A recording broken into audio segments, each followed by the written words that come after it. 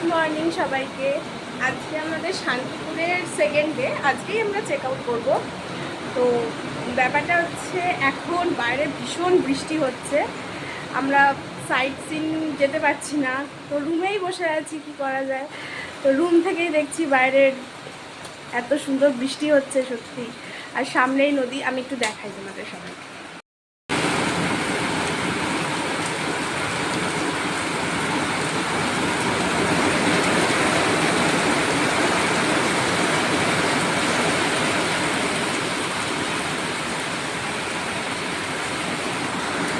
এটা ঠিক যে এই বৃষ্টির সময় বা বাইরে কোথাও সাইড সিনে বেরোতে পারছি না, একদম ঘর বন্ধ করে রয়েছি, কিন্তু তাও বলবো এই যে একটা সুন্দর ওয়েদার, একদম রুমে বসে একটু রিল্যাক্স করার জন্য সত্যি এটা সুন্দর।